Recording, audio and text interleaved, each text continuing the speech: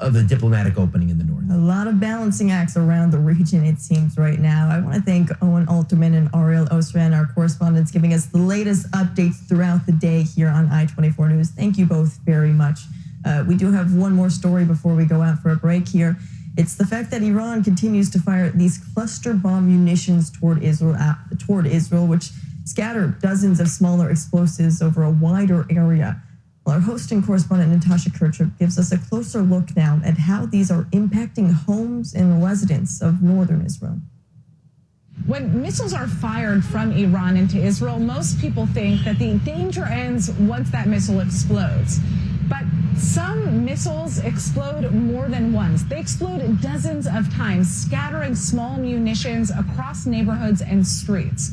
They're called cluster munitions. And now Israeli officials say that half of the weapons that Iran is firing at Israel may carry them. This building right here was hit by an Iranian missile. All missile just went from the 20th floor all down to the 14th floor, hitting the apartments. The residents were all in the safe rooms.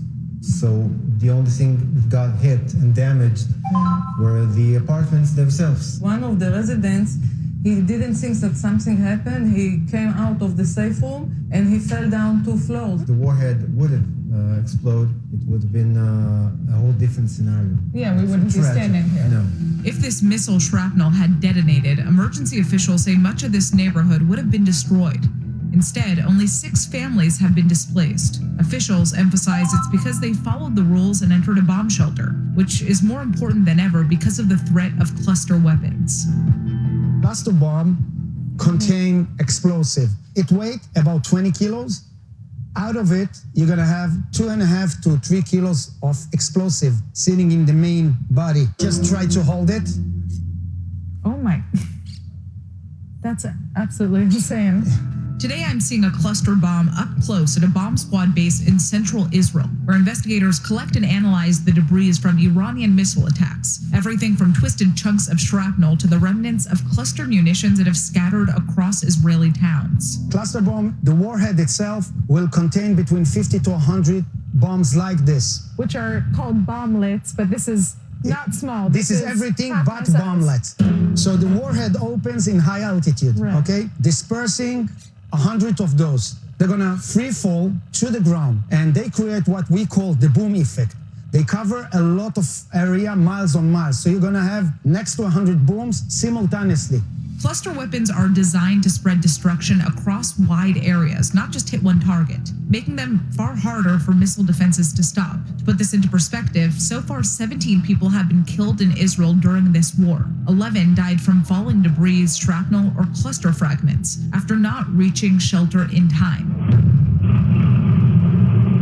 And because of the risk to civilians, more than 100 countries have banned cluster munitions. But Iran, Israel, and the United States are not among them. And in this war, the weapons are once again falling from the sky.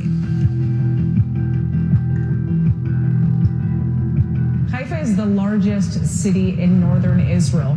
And right now we're in a bomb shelter that has been built into a parking lot underground. It's one of 15 different parking lots that have been transformed into temporary bomb shelters in the event of sirens. I agree with you. I also had never seen such a big door. Welcome to the Horeb shelter. This is the tent area. People sleep here every night. They wake up in the morning, some go to work, to shower, to get fresh air, and when they hear a siren, they return here. There are families with and without children here. Many residents in this area don't have a protected space at home, and this is the closest. Cluster weapons have been used in wars around the world for decades, but for many Israelis, this is the first time they're confronting the threat so directly. Interception is no longer the finish line. Reaching shelter is. I